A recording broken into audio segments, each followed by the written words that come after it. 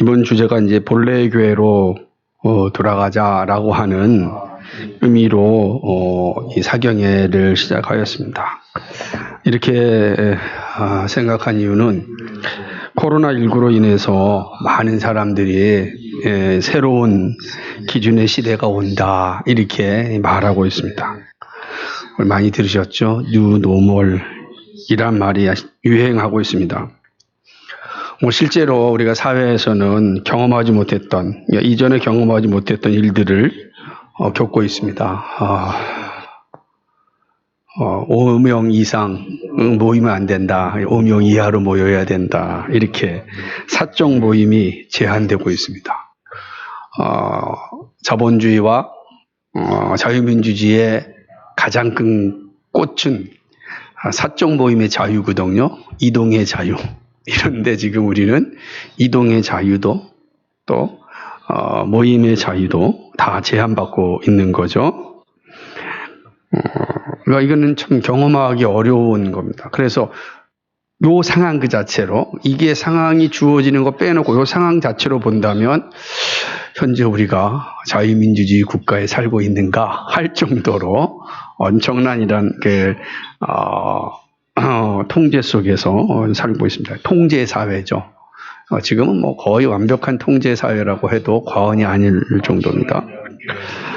우린 그것도 스스로 통제하고 있잖아요. 아무도 보는 이 없는데 우리 다 마스크 쓰고 있고. 그러니까 우리가 스스로 지금 통제도 하고 있는 그런 경험해 보지 못했던 거죠. 소상공인에게는 10시까지만 영업해야 된다라고 합니다. 영업의 자유도 제한됐습니다. 예전에 방공시대에 있었던 통행금지라는 게 있어요. 12시만 되면 집을 돌아다니면 안 되는데 통행금지처럼 영업금지. 그러니까 거의 뭐 비슷한 거예요. 완전히 이제 통제된 모습을 우리가 지금 경험하고 있죠. 여기에 또 재난지원금과 기본소득이 지급되고 있고 소상공인에게는 또 다른 지원금이 지급되고 있습니다. 이것도 한 번도 경험해 보지 않았어요. 가만히 있는데 돈을 줘요. 그죠? 가만히 있는데 돈을 주니까 되게 기분이 좋죠.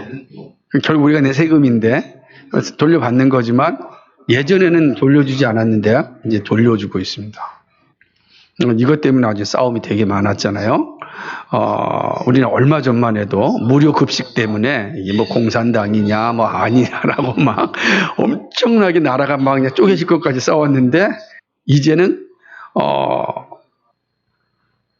무료 급식이 아니라 아예 이제 통장으로 돈을 줍니다. 이게 정말로 우리가 한 번도 경험해 보지 못했던 거를 이제 경험하고 있습니다. 또 교회 역시 또 온라인 예배라고 하는 신조어가 생겨났습니다. 온라인 예배를 드린다. 예배인데 온라인 예배라. 한때는 이 온라인 예배 때문에 엄청나게 비판을 했거든요. 그게 무슨 예배냐라고 하면서 엄청났어요. 특별히 저기 여의도에 있는 큰 교회가 오래전부터 위성 예배를 드렸거든요. 그냥 엄청나게 비판을 했었는데 이제는 그 교회가 마치 선구자처럼 지금 비춰지는 상황이 된 거예요. 모두가 다 앞다투어서 방송 장비를 구입합니다. 어떻게 하면 더 멋진 영상을 송출할까 노력합니다. 이런 시대가 됐습니다. 그러니까 정말 경험하지 못했던 모습들을 보고 있는 거죠. 정말 코로나19로 우리의 삶에는 놀라운 변화가 왔습니다. 그러다 보니까 자연스럽게 교회도 새로워져야 된다. 새로운 교회가 필요하다라고 이야기하는 것입니다. 근데 새로운 교회가 필요하다. 새로운 교회가 온다라고 하는 이 말은 또 생소한 것은 아닙니다. 사실은 얼마 안 된 겁니다. 이것도 한 10년 전부터 가깝게 5년 전부터 이머징 처치라고 하는 그런 교회 운동이 일어났습니다. 이머징 처치라고 하는 거. 근데 그때에 그들이 외쳤던 구호가 뭐냐면 새로운 교회였어요. 새로운 교회가 온다라는 책도 있습니다. 엄청 두꺼운 책이에요. 새로운 교회가 온다. 그래서 이머징 처치 운동을 엄청나게 벌이고 있습니다. 여러분들이 조금씩 경험했을 겁니다. 이머징 처치 운동은 정말 강대상에서 목사들이 단순한 설교만 하는 것이 아니라 각종 퍼포먼스를 하는 겁니다. 어떤 목사님은 설교할 때 능력 있는 존재가 무엇이냐라고 할 때 갑자기 입고 있던 옷을 쫙 찢었는데 거기에 슈퍼맨 옷이 쫙 나타나는 거예요. 눈에 확 들어 능력 슈퍼맨. 그래서 이제 사람들에게 하고 미국에서는 노아의 홍수를 설교하는데 실제로 코끼리를 갖고 광대상에 들어오는 이런 그 사람들이 막 뒤집혀지면서 새로운 교회, 새로운 운동한다. 이런 얘기 있었던 시기였습니다. 그러나 잠깐 반짝이다가 사라졌습니다. 오히려 이머징 처치는 교회를 망쳐버린 결과를 가져왔다고 생각을 합니다. 그런데 이제 이번에 코로나19로 인해서 또다시 새로운 교회, 운운하는 말들이 나오고 있습니다. 늘 사람들은 이 새로움에 대한 갈급함이 있는 것 같아요. 그래서 기회만 주어지면 새로운 교회, 새로운 길, 새로운 방법, 자꾸만 이 새로움에 대한 어떤 환상이나 기대치가 많은 것 같습니다. 코로나19는 그러한 환상과 기대치에 아주 잘 어울립니다. 마치 불난집에 석유를 붓는 것처럼 새로움을 기대하고 있는 사람들에게 이 코로나는 바로 이 기름과 같은 역할을 하고 있다라고 볼 수가 있는 것입니다. 그런데 우리 생각해 보아야 될 거 있습니다. 새로운 교회가 되려면 적어도 본래의 교회가 어떠했길래 새로운 교회를 이야기하는가라고 하는 겁니다. 본래의 교회가 도대체 어떤 모습을 가졌길래 그것은 필요하지 않고 새로운 교회가 필요하다고 말할까? 우리는 이렇게 질문을 던져야 되는 것입니다. 그리고 그럼 내가 생각하고 있는 본래의 교회는 어떤 교회인가? 알고 있어야 되는 겁니다. 근데 새로운 교회는 강조하는데 새로운 교회가 되기 위한 본래의 교회에 대한 바른 이해가 없다면 새로운 교회로는 갈 수가 없을 겁니다. 그리고 그 말 자체는 매우 허망한 그런 말이 될 것입니다. 새롭다는 것은 기준이 바뀌는 것을 의미합니다. 그럼 어떤 기준에서 바꿔야 합니까? 그러려면 바꿔야 되려면 적어도 우선 교회가 무엇인지 아는 일이 선행되어야 합니다. 교회는요, 사람들이 필요에 따라서 세워진 것이 아닙니다. 교회는 예수님이 세우셨습니다. 예수님은 분명한 신앙 고백을 가진 이들이 모이면 자연스럽게 교회를 세우라고 말씀하셨습니다. 그래서 지금도 예수를 믿는 사람들이 모이면 그곳에 자연스럽게 교회가 세워집니다. 왜 그렇습니까? 예수님께서 그렇게 말씀하셨기 때문입니다. 예수님께서 신앙 고백을 하는 이들 가운데 자신의 교회를 세운다고 약속하셨습니다. 명령하셨습니다. 그래서 예수 믿는 사람들이 모이기만 하면 반드시 교회가 생성됩니다. 세워지게 되어져 있습니다. 그러므로 사도들이 복음을 증거하고 신앙 고백이 있는 곳에 교회가 세워졌습니다. 그러니까 이렇게 교회는 사람의 기준 위에 세워진 것이 아니라 예수님이 정해 주신 것입니다. 모든 교회는 예수님이 정하신 기준에 따라 세워지고 있습니다. 그러니까 예수님이 정하신 기준이 아니라면 교회는 이 땅에 존재하지 않습니다. 그렇죠. 예수님이 기준을 세워서 교회를 허락하셨는데 예수님의 기준과 상관이 없다고 한다면 그거는 교회가 아니잖아요. 그죠? 예수님의 기준에 합당한 교회가 되는데 예수님이 세우신 기준에 합당하지 않다면 그런 교회가 아닐 겁니다. 그럼 당연히 질문을 던져야죠. 새로운 교회는 예수님이 세우신 기준에 합당한 교회인가? 라고 우리는 질문을 던져야 될 것입니다. 그래서 우리는 자연스럽게 우리가 세우고 있는 교회는 정말 예수님의 기준에 따라 세운 교회인가? 라고 질문하는 거죠. 새로운 교회라는 말은 새로운 기준이 아닙니다. 그런 측면에서 본다면 그것은 예수님이 세우신 교회와 아무 의미가 없어요. 만약에 새로운 예수님이 말씀하신 것과 다른 기준으로 말한다고 한다면 그것은 교회가 아니니까 새로운 교회라는 말도 붙일 필요가 없다라고 하는 것이죠. 그러면 이제 이렇게 생각해 볼 수 있습니다. 새로운 교회는 뭔가? 그것은 본래의 기준을 회복한 교회가 새로운 교회다라고 하는 거. 왜 우리가 새로운 교회를 얘기하냐면 교회의 본래의 모습이 사라진 거예요. 희석화된 거예요. 없어져 버린 거예요. 그래서 이래서는 안 된다. 그럼 새로운 교회로 가자 할 때 그러면 그 새로운 기준이 뭐냐라는 거예요. 왜냐하면 교회는 예수님이 세우셨으니까 예수님의 기준에 따라 세워지지 않으면 교회가 아니지 않습니까?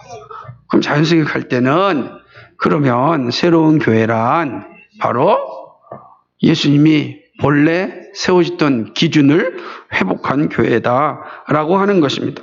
예수님은요 불완전하지 않습니다. 예수님이 세우신 교회도 불완전하지 않습니다. 그렇죠? 예수님이 불완전하지 않습니다. 예수님이 세운 교회도 불완전하지 않습니다. 문제는 뭐죠? 우리입니다.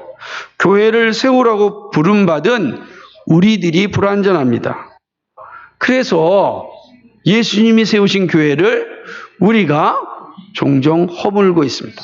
예수님의 기준에 따라 세워지지 않으므로 예수님이 세우신 교회가 자꾸만 흐려지는 거야. 흐려지는 겁니다.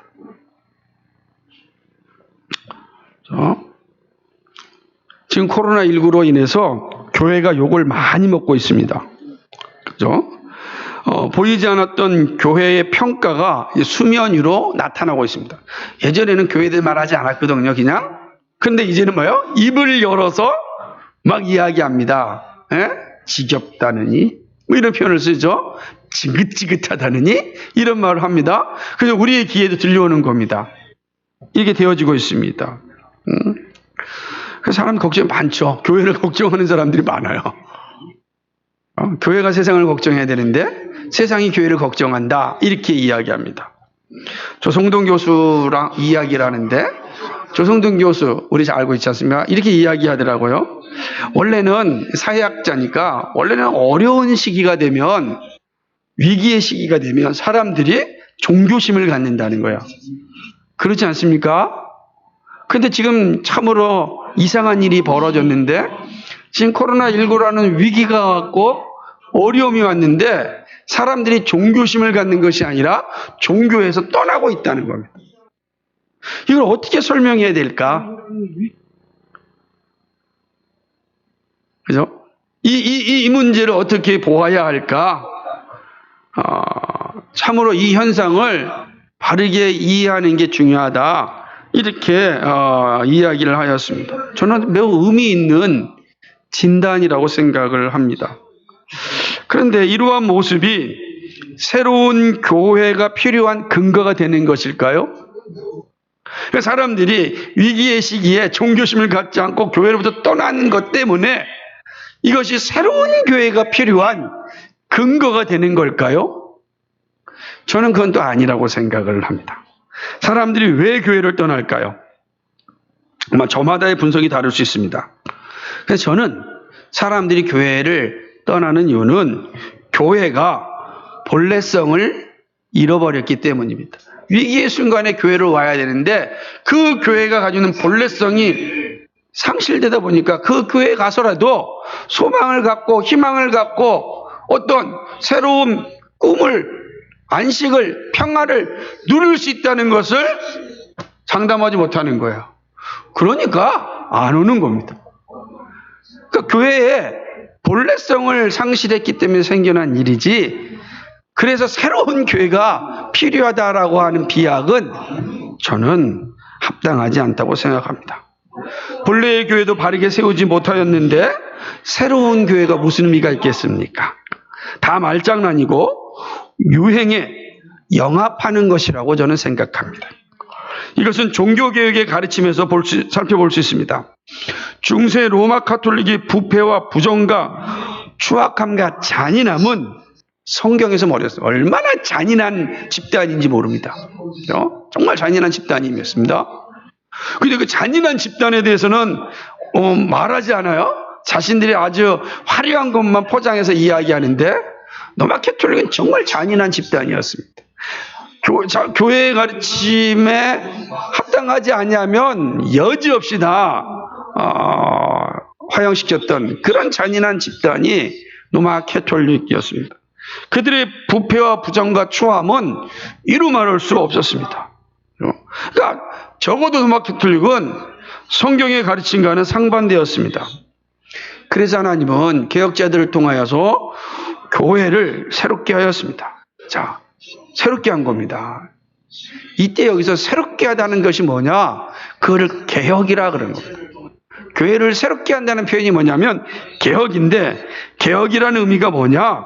그것은 바로 로마 캐톨릭 교회와 다른 교회가 아니라, 로마 캐톨릭 교회와 다른 교회가 아니라 본래의 카톨릭 교회로 돌아가는 겁니다. 본래의 카톨릭 교회로 돌아가는 것이 개혁입니다. 그것이 바로 새로운 교회다라고 하는 거예요.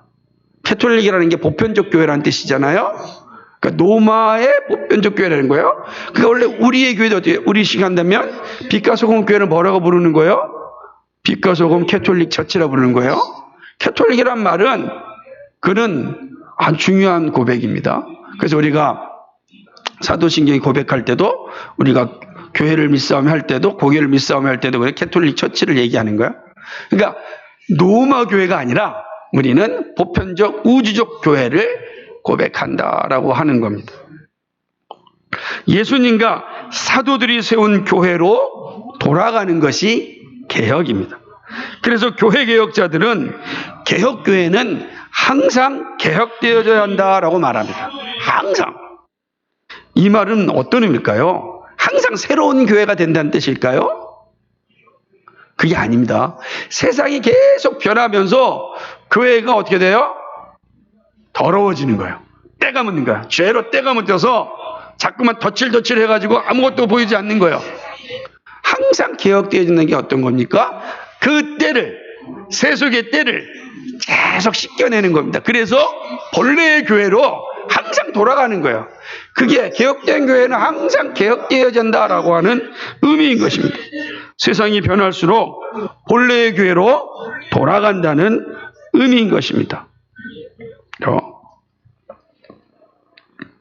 그래서 본래의 이 모습에서 이탈된 교회는 항상 타락하게 되어 있습니다. 항상 그렇습니다. 우리는 그래서 그러면 코로나19로 인하여서 교회가 참 많이 욕을 먹고 있는 상황 가운데, 그러니까 사람들이 교회를 이탈하고 있으니까 이래가지고는 앞으로 교회가 세워질 수 없다. 그러니까 이제는 새로운 교회로 가야 된다. 라고 할 때 그 새로운 교회는 예수님과 사도들과 선지자들 터 위에 세워진 교회와 다른 교회냐? 아니라는 거예요. 왜냐하면 복음은 사도들과 선지자들의 터 위에 세워진 교회로부터 나오기 때문에 그렇습니다. 구원은. 그런데 그것이 없어진다면 새로운 교회는 우리의 구원과 아무 관계가 없죠. 그런 교회로 돌아가는 건 우리가 할 일이 아니기 때문입니다. 그리고 항상 기억해야 된다 할 때, 이 본래성을 회복하는 것이 우리가 새로운 교회구나. 항상 개혁된 교회구나. 개혁되어져 가는 교회구나. 라는 것을 인식해야 할 것입니다. 사도 바울은 디모데에게 보내는 서신에서 교회에 관한 의미심장한 말씀을 합니다. 바울은 예수님이 세우신 교회가 바르게 세워지기 위해서 교회의 직분자를 세웁니다. 우리가 주일로 오후에 살펴보겠지만, 교회가 그리스도를 주로 고백하는 사람들이 모인 곳에는 교회가 세워지고, 교회가 세워진 곳에는 반드시 질서를 위해서 직분자가 세워집니다. 그러니까 교회가 있는 곳에 반드시 직분자가 있습니다. 그것이 우리 주님께서 교회에 주신 그런 가르침이었습니다. 사도 바울 역시 직분자를 세웁니다. 그래서 오늘 디모데전서 3장 1절로부터 14절까지는 교회 직분자들에 대한 이야기를 말씀하고 있습니다. 직분자인 감독, 장로와 집사에 대하여 구체적으로 설명합니다. 교회의 사람들이 모인 공동체이므로 사람이 중요합니다. 사람으로 인하여 교회가 기쁨을 누릴 수 있고 또 반대로 교회가 혼란과 슬픔에 빠질 수 있습니다. 이때 중요한 자리가 사람이 있는데 그게 바로 직분자입니다. 직분자는 이 교회를 건강하게 만드는 데 있어서 너무너무나도 소중합니다. 그래서 직분자를 세울 때도 신중해야 하고 세운 뒤에는 존중하고 기도해야 합니다. 그것이 교회를 바르게 세우는 일입니다. 그런 후에 바울은 직접 디모데를 만나고 싶어 합니다. 지금 디모데전서 6장에 가게 되면 디모데를 향해서 믿음의 아들이라, 그죠? 너 하나님의 사람아, 얼마 극존칭으로 칭찬합니다. 바울의 입장에서 볼 때 디모데처럼 사랑스러운 제자가 없어요. 예? 믿음의 아들이라, 자기 아들이라라고 이야기합니다. 그래서 그런 디모데를 보고 싶어 합니다. 디모데가 에베소에서 목회를 하고 있을 때 그 디모데를 보고 싶고, 그리고 디모데와 교제를 나누고 싶습니다. 그래서 디모데에게 빨리 가고자 하는 마음을 표현합니다. 그런데 하나님께서 나를 빨리 보내지 않을 수도 있다. 늦게 갈 수도 있다. 혹 가지 못할 수도 있다. 내가 가지 못한다 할지라도 내가 너에게 부탁할 것이 있는데 교회에서 해야 될 일이 있다. 이건 반드시 잘 감당해야 된다. 그것이 오늘 우리가 읽은 디모데전서 3장 15절과 16절의 말씀. 그렇죠? 바울은 디모데에게 하나님의 집에서 어떻게 행하여야 할 것을 알려줍니다. 바울은 하나님의 집은 하나님의 교회이고 진리의 기둥과 터라고 말합니다. 이 말씀이 본래의 교회가 무엇인지를 잘 알려주고 있습니다. 바울은 이것이 크고 놀라운 경건의 비밀이라고 말합니다. 그런 측면에서 우리가 살펴볼 이 말씀, 디모데전서 3장 15절과 16절은 혼란스러운 세상 가운데 본래의 교회를 세우는 것이 무엇인지를 정확하게 알려주고 있습니다. 자, 그렇다면 이제 이 사도 바울이 디모데에게 보낸 이 말씀을 통해서 본래의 교회는 어떤 모습을 가지고 있는지 차례대로 한번 생각해 보면서 우리 교회가 가야 할 길이 어디에 있는지를 생각해 보고자 합니다. 첫 번째, 본래의 교회는 하나님의 집입니다. 오늘 얘기죠. 디모데전서 3장 15절에 뭐라고 얘기합니까? 이 집은 하나님의 집이다라고 이야기하고 있습니다. 이게 되게 중요한 표현입니다.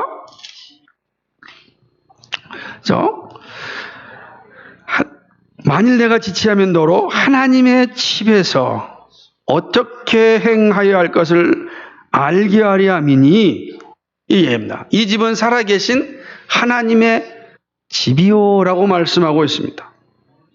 그러니까 교회는 뭐죠? 본래의 교회는 어떤 거예요? 집이에요. 하나님의 집입니다. 집은 사람들이 살고 활동하는 건축물입니다. 이 첫 번째 의미, 국어사전적 의미로, 또 두 번째 의미는 가족을 이루는 공동체를 의미하는 게 두 번째 의미를 가지고 있어요. 집이라고 할 때는 두 가지 의미를 가지고 있습니다. 최소한의 의미인데 건물과 공동체라고 하는 의미가 집이라고 하는 단어 가운데 있습니다. 그렇다면 여기서 하나님의 집이라고 할 때 의미는 무엇이겠습니까? 건물을 말하는 걸까요? 그런 건 아니겠죠. 건물을 말하는 것이 아니고 가족, 공동체를 의미합니다.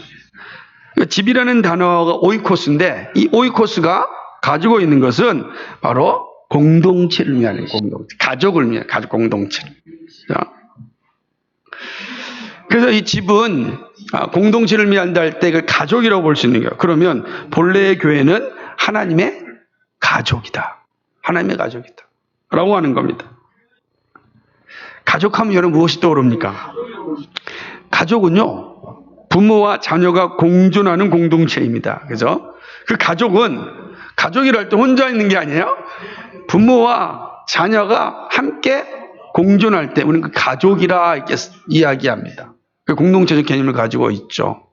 그리고 그 가족, 부모와 자녀 사이에는 무엇이 존재합니까? 질서와 사랑이 존재합니다. 가족에는 반드시 질서가 있습니다. 질서가 없는 가족은 존재하기가 어려워집니다. 그리고 그 질서에는 사랑이 함께합니다. 사랑과 질서가 없으면 더 이상 가족은 존재할 수 없습니다. 해체됩니다. 그 가족이 사랑이 없고 질서가 없으면 다 해체돼요. 부모와 자식 간에 이 질서가 없으면 해체됩니다. 사랑이 없어도 해체됩니다. 근데 가족은 반드시 이렇게 사랑과 질서로 유지되어져 가는 것입니다. 사자성어 가운데 오합지졸이라고 하는 말이 있어요. 오합지졸.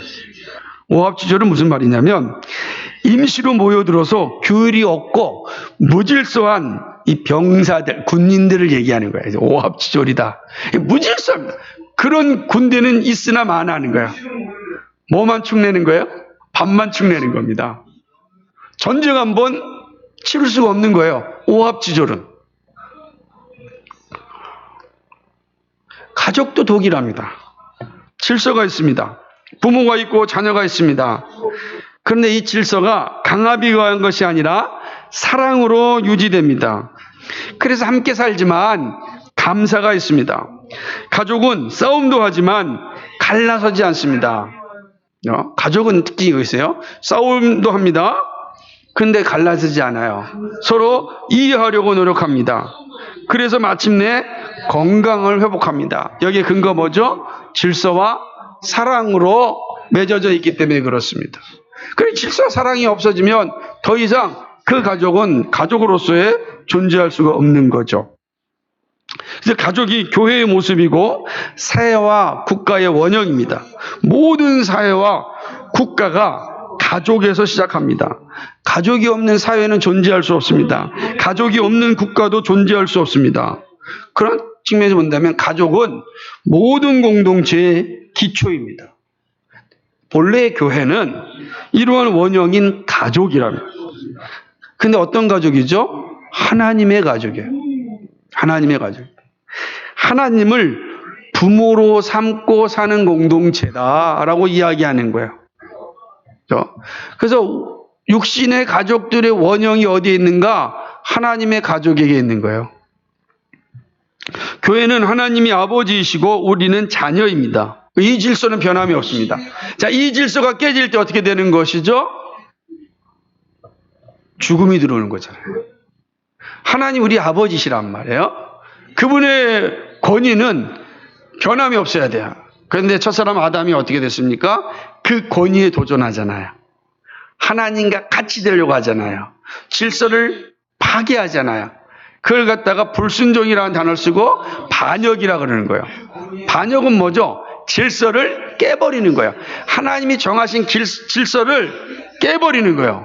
그게 반역이에요. 불순종이에요. 그럼 어떻게 되겠습니까? 함께 살 수 있습니까? 없습니까? 못 살아요. 못 살아요. 하나님으로부터 떨어지는 거예요. 하나님 떨어지는 그 상태는 뭐라 그러죠? 죽음이라, 사망이라 그러는 거예요.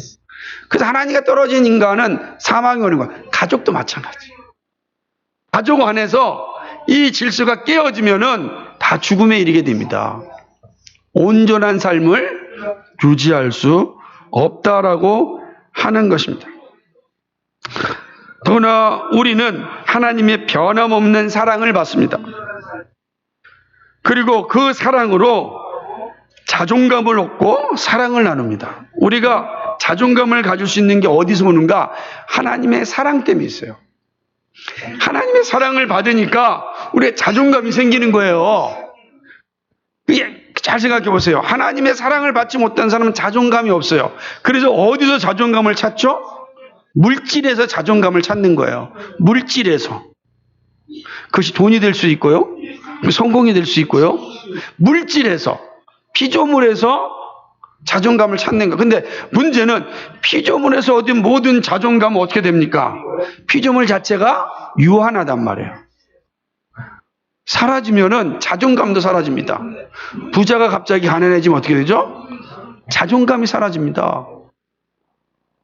잘생긴 얼굴이 사고가 나가지고서 문제가 생기면 자존감이 사라집니다. 그러나 하나님의 사랑을 받은 사람은, 변함없는 사랑을 받은 사람은 환경에 의하여 자존감이 깨지지 않습니다. 우리가 잘 아는 이지선 자매 그러지 않습니까? 온몸에 전신 화상을 입었지만 그는 지금 교수하고 있잖아. 세상 사람들 관점에서 보면은 이해가 안 돼요. 그러나 자존감이 피조물에서 오는 것이 아니라 영원히 변함없는 하나님의 사랑으로 또 받으면 자존감을 가질 수 있는 거예요. 변함없는 자존감을 가질 수 있고, 혹 시험이 온다 할지라도 다시금 일어날 수 있는, 반등할 수 있는 힘이 있는 겁니다. 그게 가족이에요. 교회는 이러한 원형의 모습으로 존재합니다. 교회는 질서가 있습니다. 그리고 이 질서는 항상 사랑과 섬김으로 주어집니다.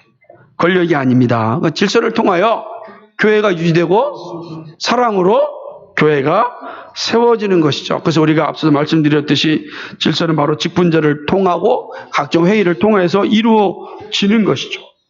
그렇죠? 되게 중요합니다. 특별히 교회가 가족이라는 의미는 서로를 단지 사랑과 질서로만 존재하는 것이 아니고, 가족이라는 의미에는 뭐가 가장 핵심적으로 또 들어가 있냐면 안다라는, 서로 아는 거예요. 가족은 아는 거예요. 한 집에 살아도 알지 못하면 그것은 가족이 아닙니다. 한 집에 살고 있는데 몰라요. 그럼 가족이라고 그럽니까? 그러지 않죠? 우린 가족은 뭐냐? 아는 관계입니다. 그죠? 그러다 보니까 가족의 적정성이 있는 거예요. 가족은 부모는, 그죠? 부모가 자식을 알고, 자식이 부모를 알고, 형제가 서로의 얼굴을 알고, 그 마음을 공유하며, 함께 음식을 나누며 존재합니다. 이게 가족이에요. 그죠? 교회가 그런 겁니다. 교회가 가족이라 할 때는 우리가 안에서 어떤 존재예요? 서로 아는 존재예요. 같은 교회에 있는데 알지 못해요. 가족입니까? 심각 고민해야 되는 거예요.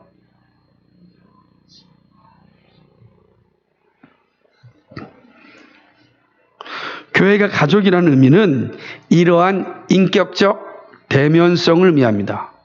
인격적으로 대면하는 게 교회예요. 가족은 서로의 아픔과 기쁨을 공유합니다. 함께 울고, 함께 웃고, 함께 기도하고, 함께 성장합니다. 그래서 본래의 교회는 뭐냐? 하나님의 가족이라. 우리는 함께 울고, 함께 웃고, 함께 기도하고, 함께 성장하는 겁니다. 그렇죠? 그 본래의 교회는 이제 이게 정확히 의미가 나타나는 거죠. 하나님의 가족이라. 하나님은 우리의 부모님으로 삼고, 우리는 형제가 되어서 서로 알면서 함께 자라는 거예요. 그리고 그 집은 항상 질서가 있고 사랑이 존재하는 것이다. 그게 교회예요. 이 교회성을 잊어버리면 더 이상 교회가 교회로서 존재하지 않고 해체되는 겁니다. 교회 해체되는 쉽게 됩니다. 서로가 반목하고 질시하고 미워하고 기도하지 않고 나누지 않으면 가족이 아니기 때문에 해체되는 거예요. 공유하지 않으면 때가 이르면 해체됩니다. 왜냐하면 교회는 하나님의 가족이기 때문에 그렇습니다. 두 번째는 본래의 교회는 살아계신 하나님의 가족입니다. 살아계신 하나님 집입니다. 우리가 이제 교회는 하나님의 집 가족임을 보았어요. 이 사실은 교회를 세우는 우리들에게 너무나 중요한 기준입니다. 우리는 사업체를 만드는 것이 아니라 가족을 만듭니다. 그것은 물리적 가족이 아니라 영적 가족이죠. 그런데 이 가족은 죽은 가족이 아닙니다. 살아있는 가족입니다. 자, 이 말이 무슨 말일까 생각해 보시죠. 우린 죽은 가족이 아닙니다. 저는 그래서 교회가 메모드하고 대형화가 되면은 가족의 기능이 다 상실한다 생각하는 거죠. 바울은 교회를 살아계신 하나님의 집이라고 말합니다. 살아있다는 말이 중요합니다. 근데 하나님을 향해서 살아계신 하나님의 집이에요. 하나님이 어떤 분이시라고요? 살아계시다라고 이야기하는 거예요. 살아있다. 무슨 의미입니까? 뭐 잘한다. 우리가 순종한 모습 통해서 잘한다라고 하는 개념을 우리가 배웠습니다. 그러나 그 전에 살아있다라고 하는 것은 생동하고 활기 있다는 말입니다. 동시에 생명이 있다는 것이죠. 이 말은 앞으로 살펴보겠지만 생명이 있으면 어떤 열매를 맺습니까? 생명이 있는 것들은 반드시 생명을 낳습니다. 그러는 거예요. 생명을 낳는 것이에요. 네. 살아있는 분이 세우신 살아있는 교회.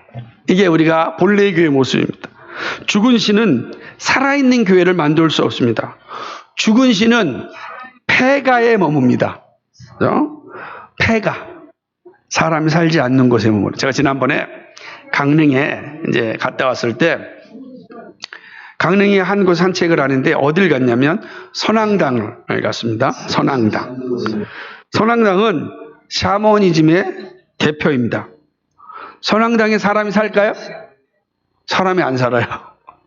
선앙당에 사람이 살지 않아요. 근데 사람들이 거기에 신이 있다고 가서 빕니다. 그죠? 죽은 신이요. 폐가는 죽은 신들이 삽니다. 사람들이 모여서 기쁘고 즐겁게 떠들고 함께 음식을 나누며 생명을 낳는 일을 하지 않습니다. 죽은 집입니다. 폐가는요, 어떠한 생동감도 없습니다. 활기를 볼 수도 없습니다. 사람이 살 수 없는 것인데요. 음산합니다. 음산해요. 예? 선앙대는 어디에 보통 세웁니까? 그죠? 산 뒤쪽에다 세우죠? 산 뒤에 좀 산에다가. 사람 사는 곳이 아니라 사람 사는 곳에 멀리 떨어진 곳에 세웁니다. 외형은 집인데요. 실상은 무덤입니다. 외형은 집처럼 생겼어요. 선앙당이 집처럼 생겼는데 실상은 무덤이죠. 사람이 거할 수 없고 살 수 없습니다. 교회는요. 선앙당과 다릅니다. 교회는 살아계신 하나님의 집입니다. 살아있는 가족입니다. 살아있는 가족의 모습이 어떻습니까? 웃음소리가 나옵니다. 정겨운 이야기가 들립니다. 이곳에서 서로 꿈을 가지게 됩니다. 중요한 겁니다. 우리가 가진 소명의 씨앗을 가족에서 시작합니다. 부모는요, 자녀에게 최선을 다하여 꿈, 즉 소명을 발견할 수 있도록 수고와 격려와 투자를 합니다. 그죠? 우리는 가족을 통하여 사랑을 받고 사랑을 알게 됩니다. 그리고 가족은 생명을 잉태하는 곳입니다. 새로운 생명이 탄생합니다. 그리고 또 다른 생명을 태어나게 하는 것이 가족입니다. 이 모든 것은 살아있을 때 가능합니다. 죽으면 불가능한 거예요. 살아있을 때 가능합니다. 우리가 마태복음 1장을 보게 되면 족보를 보잖아요. 놀라운 족보. 아브라함부터 시작 족보를 보죠. 족보는 무엇을 의미할까요? 그 족보는요, 살아있는 가족의 역사를 얘기하는 거예요. 살아있는 가족. 살아있는 가족은 계속해서 생명을 잉태하고 생명을 낳는 일을 합니다. 죽으면 끝나요. 더 이상 생명을 낳는 일이 없는 거죠. 그래서 인류의 역사는 살아있는 가족들의 역사입니다. 교회는 살아있는 하나님의 집이라는 의미가 이와 같습니다. 특별히 살아계신 하나님은 교회를 통하여 생명을 탄생케 합니다.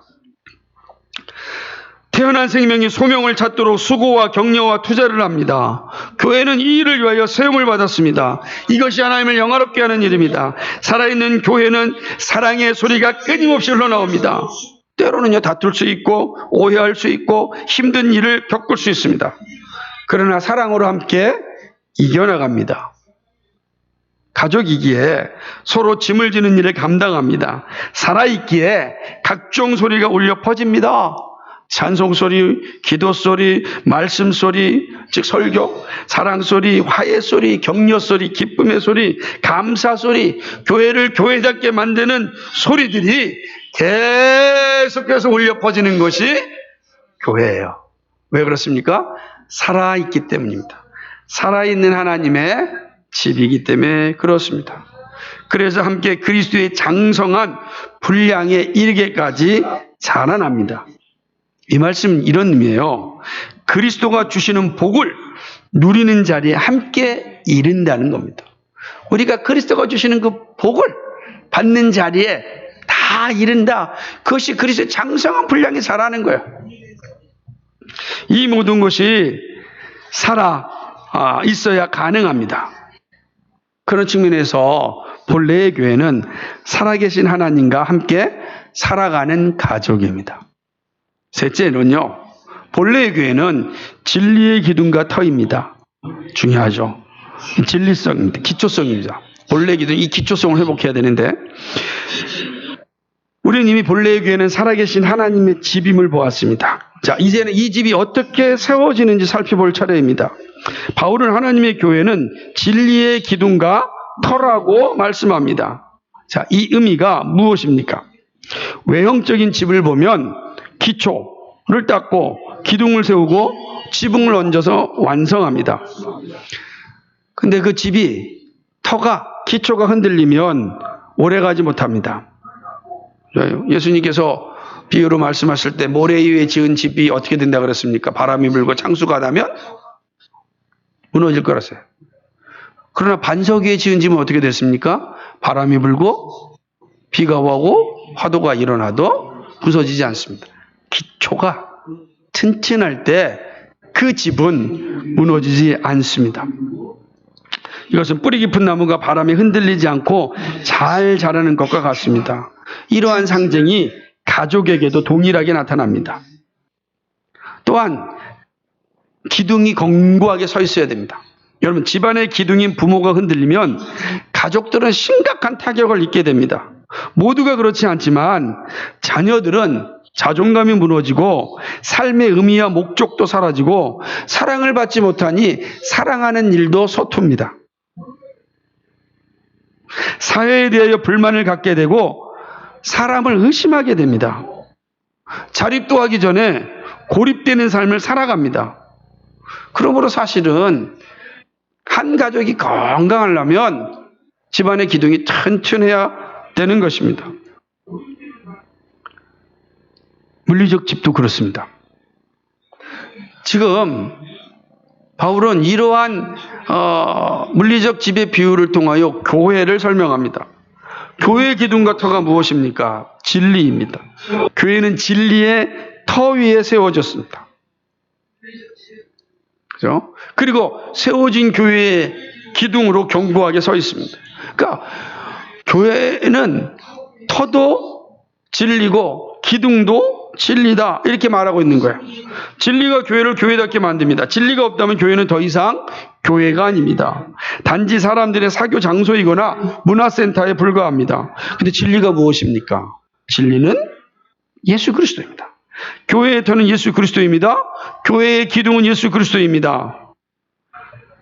고린도전서 3장 10절과 11절에 보니까 바울은 분명하게 설명합니다. 내게 주신 은혜를 따라 내가 지혜로운 건축자와 같이 터를 닦아두매 다른 이가 그 위에 세우나 그러나 각각 어떻게 그 위에 세우기를 조심할지니라. 이 닦아둔 것 외에 능히 다른 터를 닦아둘 자가 없으니 이 터는 곧 예수 그리스도라. 이 터는 예수 그리스도라. 교회의 터, 교회의 기초는 예수 그리스도입니다. 이렇듯 교회는 예수 그리스도 위에 세워집니다. 교회는 다른 기초 위에 세워지지 않습니다. 사도들은 이 기초 위에 교회의 기둥을 세웠습니다. 그러므로 교회의 기초를 사도들과 선지자들이라고 말하기도 합니다. 에베소서 2장 20절에 보니까 너희는 사도들과 선지자들의 터 위에 세우심을 입은 자라 이렇게 말씀합니다. 그러면서 이어서 그리스도 예수께서 친히 모퉁이 돌이 되셨느니라 이렇게 말씀합니다. 예수 그리스도가 뭐예요? 터이자 예수 그리스도가 기둥이라는 거예요. 그러니까 교회는 처음부터 끝까지 예수 그리스도로 말미암아 세워져 나는 거예요.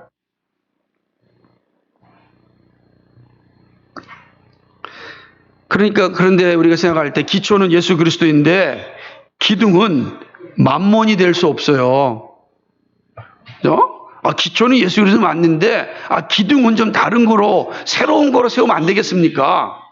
기초는 예수 그리스도고 기둥은, 그런데 성경은 진리의 기둥 같아라.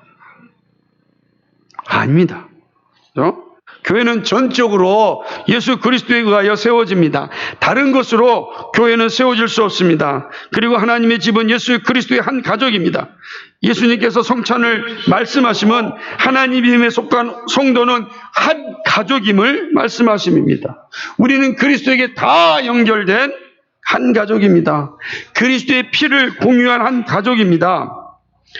여하튼 교회는 철저하게 예수 그리스도에 의하여 세워지고 존속합니다. 그러므로 예수님은 제자들의 신앙 고백, 주는 그리스도시요 살아계신 하나님의 아들이시다는 이 분명한 고백에 교회를 허락하셨습니다. 교회의 허락이 주는 그리스도시요 살아계신 하나님의 아들이십니다. 교회는 예수 그리스도 위에 세워지는 겁니다. 터가 예수 그리스도입니다. 기둥도 예수 그리스도입니다. 오직 교회는 예수 그리스도입니다. 그러므로 어떤 세속적인 사상과 유행이 교회를 세울 수 없습니다. 새로운 교회가 있다면 그 교회는 예수 그리스도입니다. 그 교회의 터는 예수 그리스도입니다.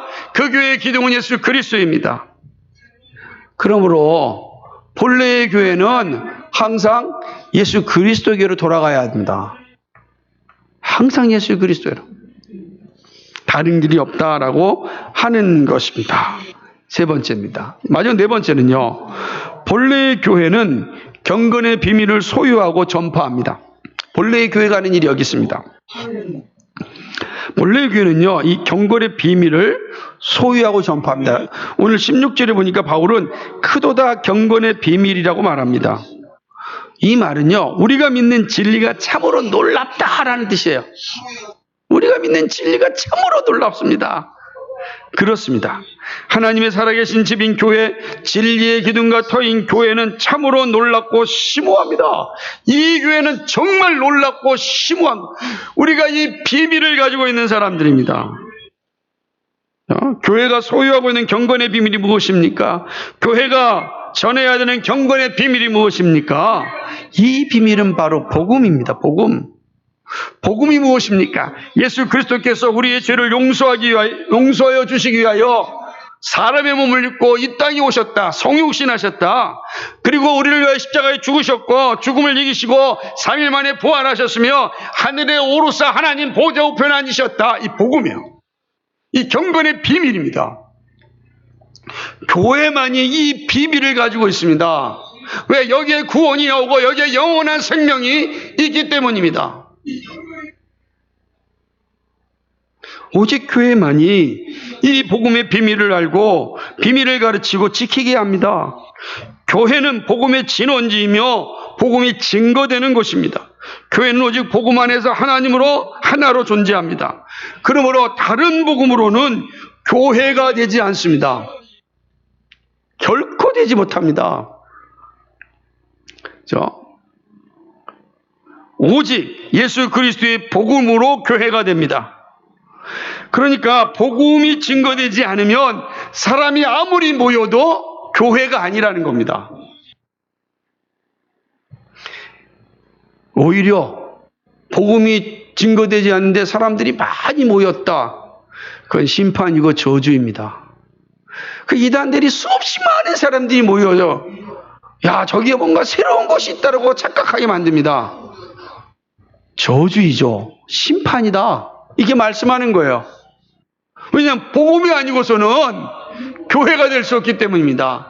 교회는 이 복음을 소유한 곳입니다. 이 복음을 가지고 있어야만 교회가 되는 것이 경건의 크도다, 경건의 비밀이라고 말한 이유가 여기 있습니다. 경건의 비밀이 없는 곳은 교회가 아닙니다. 교회는 이 경건의 비밀, 복음을 소유하고 있습니다. 그러나 교회는요, 소유하는 것으로 끝나지 않습니다. 증인이 되라고 하셨기 때문입니다. 땅끝까지 이르러 증인이 되라고 하셨습니다. 왜 그렇습니까?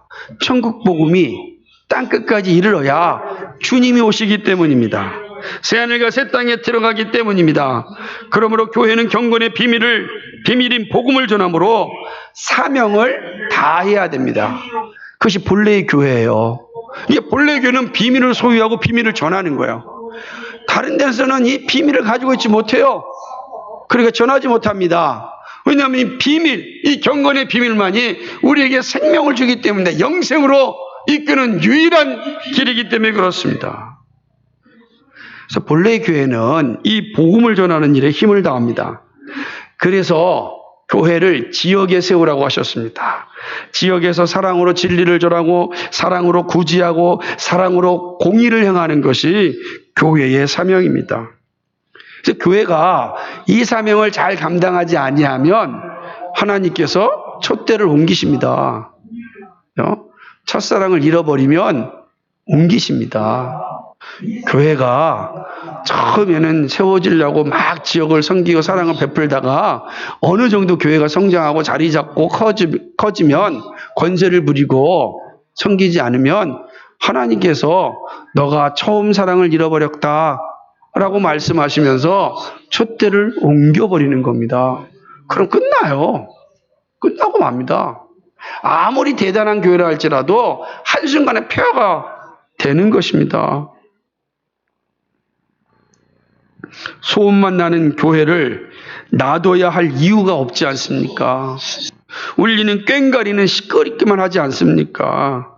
다른 무엇도 유익이 되지 않습니다. 그러므로 하나님께서 옮기십니다. 옮기는 거예요. 그러니까 본래의 교회는 이 비밀을 소유한 놀라운 은혜를 받았을 뿐만 아니라 이 비밀을 전하는 일에 열심히 내는 것이 교회입니다. 변함없이요. 사랑으로. 그래서 우리가 이 지역에 교회가 세워졌다는 것이 얼마나 복 있는 일인지 모릅니다. 여러분을 왜 대한민국의 백성으로 삼아주셔서 대한민국의 이 자리에서 복음을 듣게 하시는지 잘 생각해 보십시오. 이 비밀을 듣게 하셨습니다. 전하게 하시기 위함입니다. 그래서 이 비밀을 들은 사람이 비밀을 알지 못하는 이들을 위하여 스스로 하나님의 손에 이끌려서 바다를 건너고 산을 건너서 떠나는 사람들이 있습니다. 그걸 선교사라 그러는 거예요. 우리 다 일을 하는 겁니다. 근데 그 일이 어디서 시작됩니까? 교회에서부터 시작되는 거예요. 그 본래의 교회가 건강하게 세워지지 아니하면 복음 전하는 거 끝나는 거예요. 이 본래의 교회다. 본래의 교회는 이렇듯 복음을 소유하고 전파하는 교회입니다. 항상 기억하시기 바랍니다. 말씀을 맺습니다. 사랑하는 여러분, 본래의 교회가 무엇인지 우리는 살펴보았습니다. 본래의 교회에 속하여 있는 것이 얼마나 행복한지도 알게 되었습니다. 본래의 교회를 지키고 남겨주는 것이 얼마나 중요한지 기억해야 합니다. 지금 한국 교회가 시끄러운 소리만 내는 꽹과리가 된 것은 아닌지 돌아보아야 합니다. 우리 교회가 소음만 내고 있는 빈수레는 아닌지 살펴야 합니다. 그래서 교회를 비웃고 떠나오고 있는 이들을 향하여 아무 말도 못하고 있는 것은 아닌지 돌아보아야 합니다. 교회로 오십시오라고 말할 자신이 없어진 그런 교회가 아닌지. 주변에서 새로운 교회를 말하고 변하지 아니하면 사라진다고 협박하고 있습니다. 복음을 전하지 아니하면 사라지는 것이 합당합니다. 아니, 사라져야 합니다. 그러한 교회는 교회가 아니기 때문입니다. 그러므로 교회에 대한 바른 정립을 가져야 합니다. 그리고 그 기준에 따라 우리 교회도 보아야 합니다. 여러분, 다시 한번 믿음의 자리를 살펴봅시다. 우리 교회는 하나님의 집입니까? 살아계신 하나님의 집입니까? 우리 교회는 예수 그리스도로 세워지고 있습니까? 복음을 소유하고 전하는 일에 집중하고 있습니까? 교회가 바로 설 때 사회와 국가가 바로 섭니다. 그래서 우리는 교회로 모이고 교회로 흩어지고 교회가 되는 일에 최선을 다해야 하는 겁니다. 지금은 새로운 기준의 교회가 아닙니다. 그죠? 새로운 교회로 만드는 것이 아니라 본래의 교회가 다 무너졌어요. 본래의 교회가 보이지 않아요.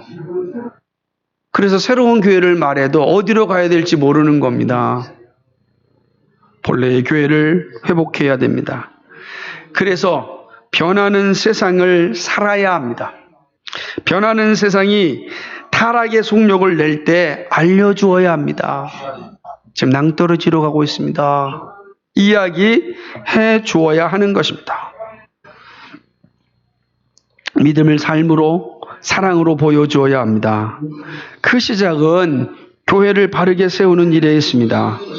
사랑하는 여러분, 우리만 즐겁고 우리만 행복한 교회를 만드는 것에 머물면 안 됩니다.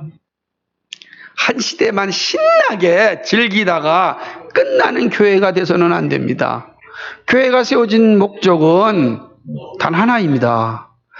주님 오심을 맞이하는 그 시대라는 겁니다. 주님 오심을 맞이하는 교회, 그 교회는 본래의 교회만이 주님 오심을 맞이할 수 있습니다. 주님이 허락하신 교회가 늘 새롭게 될 때, 늘 개혁될 때 주님 오심을 맞이하는 교회가 됩니다. 그러려면 우리의 이 본래의 교회를 우리만 아니라 우리 다음 세대들에게 잘 물려줘야 되지 않겠습니까? 우리 다음 세대들에게 본래의 교회가 무엇인지 우리가 보여주고 그 본래의 교회를 또 물려줘서 혹 우리는 주님 오심을 맞이하지 못할지라도 우리 다음 세대는 이 교회를 가지고 주님 오심을 맞이하는 그러한 교회가 되어야 되지 않겠습니까? 사랑하는 여러분, 대를 이어서 복음의 진리가 전달될 수 있도록 온 힘을 다해야 합니다. 이 일에 우리 함께 걸어가기를 주님의 이름으로 간절히 축복합니다. 거룩하시고 자비하신 아버지 하나님, 고맙고 감사합니다. 새로워져야 된다고 참으로 많은 소리가 들려오고 있습니다. 수없이 많은 소리 가운데 우리가 들어야 될 소리는 주님께서 허락하신 교회입니다. 주님이 세우신 교회, 그 본래의 교회를 회복해야 합니다. 거룩하신 주님, 우리 교회가 정말 본래의 교회를 잘 회복하고 있는지, 그래서 이 변하는 세상 가운데 바른 진리를 전하고 있고 영원한 생명, 이 경건한 비밀을 전하고 있는지 살펴봅니다. 거룩하신 주님, 누구를 향하여 무엇이라고 말하기 전에 우리 눈에 있는 들보를 살펴보면서 본래의 교회를 우리가 잘 세워가고 있는지 살펴보면서 다음 세대를 이어서 이 본래의 교회를 세우기를 정말로 준비하면서 살아가고 있는지 늘 돌아봅니다. 하나님 아버지, 우리에게 그런 은혜를 주셔서 주님 오심을 맞이하는 교회를 세우고 물려주는 우리 모두가 되게 하여 주옵소서. 이 어지러운 세상 가운데 본래의 교회를 회복하여 주께 영광 돌리는 우리 모두가 되게 하여 주옵소서. 감사드립니다. 예수 그리스도의 받들어 기도하옵나이다. 아멘.